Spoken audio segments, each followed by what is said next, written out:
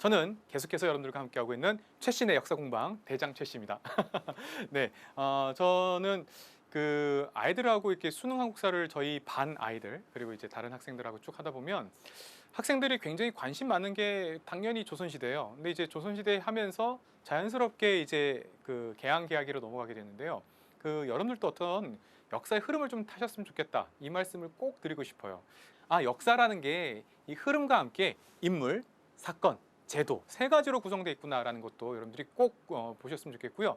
역사라는 것을 사실 단순화시키는 것이 굉장히 위험한 일입니다. 역사에서는 여러 가지 요소들이 개입하거든요. 다만 우리에게는 현재는 수능이라는 것이 가장 중요하다. 여러분들에게 재미난 한국사 막 술술 풀어드리는 그런 한국사는 또 언젠가 만날 기회가 있다 생각하고요. 지난 시간에 세종대왕까지 봤었는데요. 이번에도 복습 겸 그리고 또 새롭게 세종대왕으로 시작해 보도록 하겠습니다. 그만큼 세종대왕의 업적이 정말로 찬란하다라고 할 수 있겠는데요. 자, 세종대왕은 우리 농업 실정에 맞는 무엇을 편찬하였다라고 해서 책입니다. 그러면 여러분들 이제 통문장을 쫙 가야 되겠는데 세종대왕 때 우리 농업 실정에 맞는 무엇? 바로 농사직설이라는 책입니다.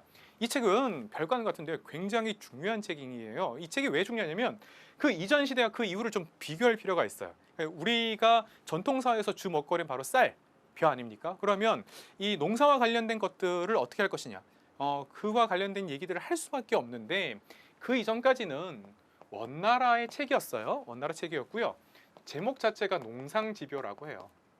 농상집요라고 하고 고려 말 이암이란 분이 이 책을 가지고 왔어요.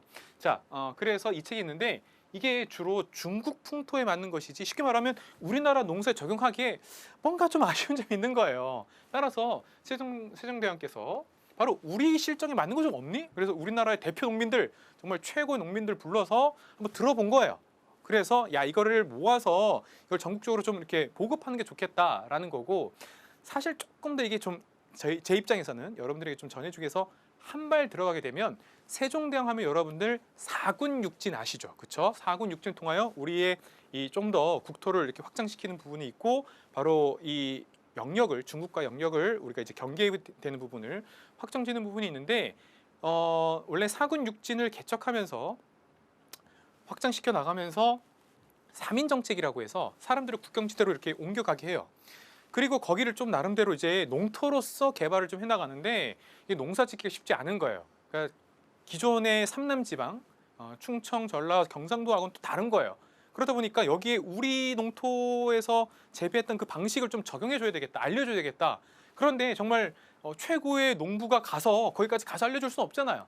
그래서 이렇게 책으로 또 만들었다라고 보시면 되겠고, 근데 여기서 키포인트 하나가 있어요. 바로 세종대왕이 우리에게 맞는이라는 부분이에요. 그래서 우리에게 맞는 달력, 그러면 역법 이러면 칠정산으로 넘어가게 되는 것이고요. 그러니까 여러분들이 추국이라든가 뭐 자격루라든가 다 이런 것들 보시면 단순한 과학 발명이나 이런 것들이 아니라 바로 우리 풍토에 맞는 이 부분이 있다. 바로 이 과학에서조차도 세종대왕의 깊은 뜻이 있다라는 걸 여러분들 좀 알아줬으면 좋겠습니다. 그래서 농상집요에서 농사직설로 바뀌었다라고 보시면 되겠고요.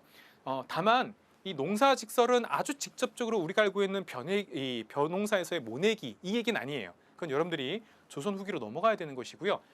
핵심은 바로 이 부분이다. 그래서 여러분들이 이 통문장으로 여러분들이 좀 암기해 둘 필요도 있겠다라고 말씀을 드리고 싶고요. 자, 34번째로 넘어가 볼까요? 그래서 역법서로 우리가 자연스럽게 좀 넘어갈 수 있는데요. 자, 역법서를 보니까 세종대왕은 역법서인 무엇을 편찬하였다라고 되어 있죠. 자, 제가 이제 달력이라고 말씀드렸는데요. 사실 역법은 아주 넓게 보면 천체 관측 서적이라고 보시면 되는 거예요. 그래서 이거 아까 좀 전에 말씀드렸다시피 칠정산이라는 책이에요. 책이 내편 외편으로 구성되어 있어요. 칠정산이란 건 뭐냐? 여러분들이 또 나왔으니까 그냥 막 암기하려고 하지 마시고요. 저랑 이렇게 손을 한번 해볼까요? 우리가 뭐예요? 수, 금, 지, 화, 목, 토, 천, 해, 명 이거 하잖아요. 그렇죠? 근데 수, 금, 지구 빼세요. 화, 목, 토. 수, 금, 화, 목, 토 5개. 그 다음 해와 달 몇 개? 7개예요. 그럼 반대로 해와 달과 수, 금, 화, 목, 토성까지를 조선에서 관측한 거예요.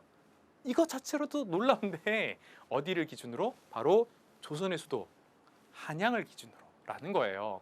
그러면 반대로 말하면 해와 달, 태양과 달, 그리고 수성부터 시작해서 토성까지 이미 중국에서 관측을 한 거예요. 그런데 그 관측 자체가 중국 중심이라는 거죠. 중국에서도 베이징 중심이라는 겁니다. 그게 아니라 별을 관측할 때도, 이 태양계를 관측할 때도 이 관측하는 지점이 어디냐에 따라서 그 결과가 좀 다를 거 아니에요. 바로 그것을 세종대왕이 또 해냅니다. 그래서 칠정산 내외편이라고 우리가 좀 어렵게 하는데요. 그냥 간단하게 칠정산이고, 그 핵심은 사실은 우리식 달력이에요.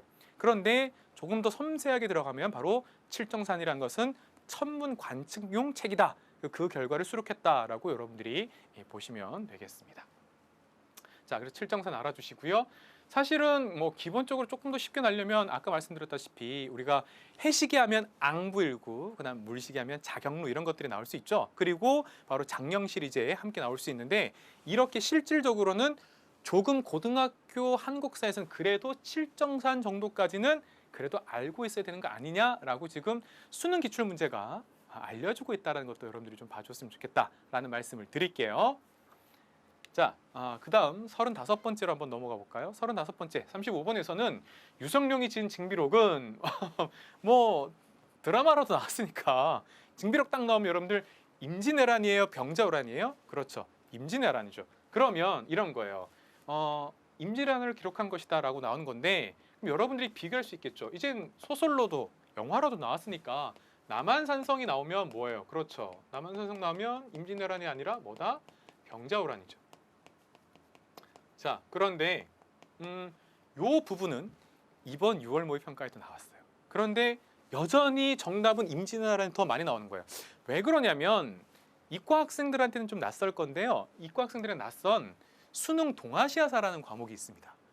저도 수능 동아시아사 굉장히 좀 많이 했고요. 그 수능 동아시아사에서 임진왜란도 중요한데 병자호란을 굉장히 중요하게 보고 얘기를 해요. 그러니까 즉 중국의 정치적 상황이 변하죠. 명나라, 청나라 교체기에 있었고, 그리고 병자호라는 것이 또 청나라가 수립되자마자 바로 우리를 공격해오는 것이기 때문에 이 부분이 수능 동아시아사에서 좀 더 잘 나와요. 그래서 한국사에서는 또 바로 여러분들이 기본적으로 알아둘 것이 바로 임진왜란, 그리고 이순신, 아주 기본이죠. 이런 것들 여러 알아야 되기 때문에 임진왜란을 기록한 것이다 라고 해서 나오는 거고요. 다만 이게 관심 있는 사람에게는 쉬울 수도 있지만 관심 없는 사람에게는 또 어려울 수도 있겠다라고 해서 지금 기출에서 나왔다. 유성력의 책이라고 보시면 되겠고요. 그다음 또 여러분들에게 임진왜란 중에 이런 말씀도 드리고 싶어요. 선조가 의주로 피난을 갔다. 이 부분도 많이 나오죠, 그렇죠? 자, 그리고 또 조명연합군이라는 것이 구성이 됐다. 이런 얘기도 나오고. 그런데 기본적으로 그래도 필수 한국사, 어떻게 보면 기본 한국사에서는 바로 임진왜란하면 우리가 이순신 장군을 떠올릴 수밖에 없다. 그래서 36번째도 보면 한산도 해전 혹은 뭐 한산도 대첩 이러면 바로 이순신의 수군, 이렇게 보시면 되겠죠. 자, 그래서 나오는 거고요. 이번 6월 평가에서는 이 부분이 나오면서 몇 가지 더 가죠. 행주대첩, 그러면 권율 나오기도 하고요. 자, 그 다음에 의병이 등장하죠. 그래서 대표적으로 이제 조헌 같은 의병, 고경명, 조헌 등 의병도 나온다라고 보시면 되겠고, 혹시 몰라서 이과 학생들에게 제가 하나 말씀드리고 싶은 건 뭐냐면, 의병은 말 그대로 정의로운 병이잖아요, 그렇죠? 정의를 위해서 떨쳐려놨기 때문에 임진왜란 때도 의병이 있는 거고요. 자, 그다음 우리가 항일 의병이라고 해서 개항개학이 가서 당시에 또 이 구한말이라고 보통 얘기하는 그 시기에도 항일 의병이 있는 거예요. 여러분들이 임진왜란 때 저쪽에서도의 같은 왜 의병이지 이럴까봐 제가 하나 말씀드렸습니다. 그만큼 성리학적인 가치를 지키면서 나라를 구해내겠다. 그래서 의병인 거예요.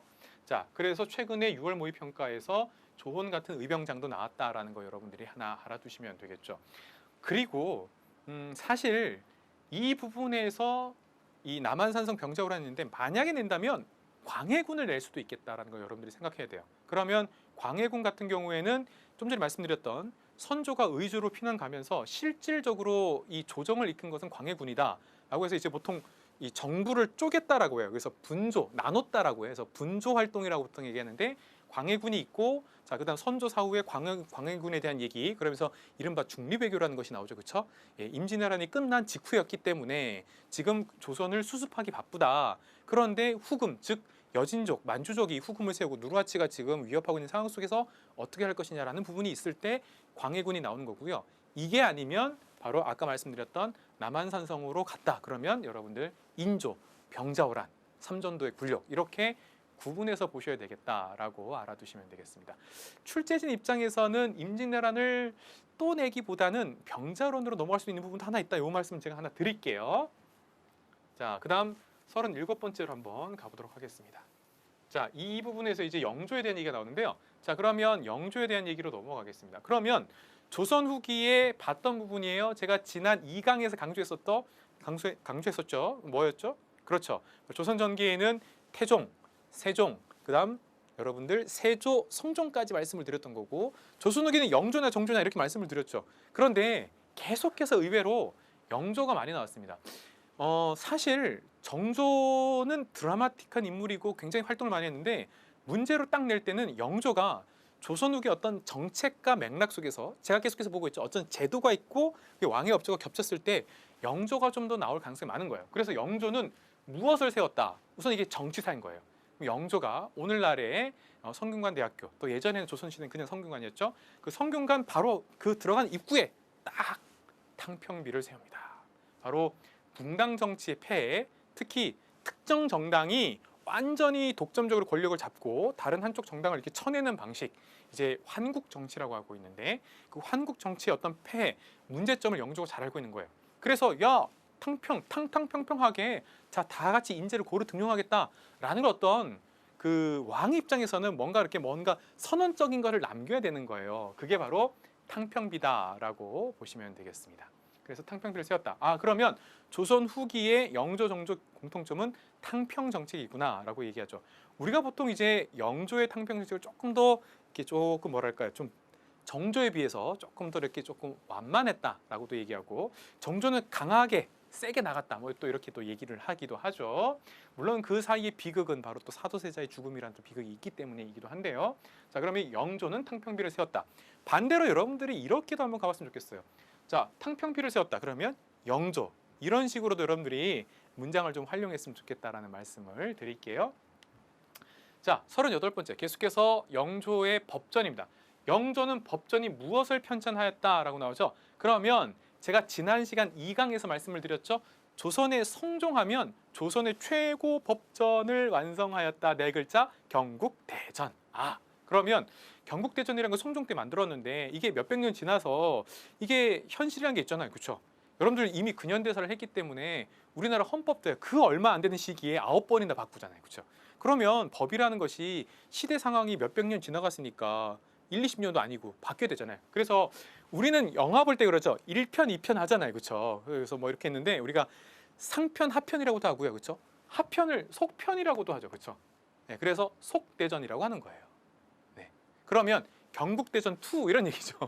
그래서 속대전을 편찬하였다라고 보시면 되겠습니다. 다만 속대전의 내용은 경국대전을 단순히 보완하는 건 아니에요. 새로운 내용도 굉장히 많아요. 심지어 어떤 학자들은 경국대전과 속대전은 완전 다르다라고 얘기하는 경우도 있기도 하지만 그냥 간단하게 여러분들 필수적인 기본으로는 조선전기의 경국대전, 조선 후기의 영조의 속대전 있어요. 물론 속대전으로 끝나지 않아요. 정조 그리고 심지어 나중에 흥선대원군 집권 시기에도 법전은 계속해서 바뀝니다. 뭐 대전 통편도 있고 대전 회통도 있고 그만큼 어떤 특정한 국가가 법전을 만들어 나간다는 얘기는 이런 거죠. 법대로 해 이런 거죠. 그만큼 통치 시스템과 제도화 시켜 나갔다는 거죠. 그러니까 어떤 단순한 사람에 의해서 니제를 네가 알렸다 이게 아니라 인치라고 하는데요.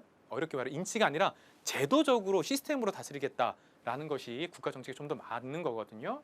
자, 그래서 인치가 아니라 법치로 속대전을 편찬하였다 이렇게 보시면 되겠고요. 반대로 속대전은 영조 이렇게 여러분들이 보시면 되겠고요.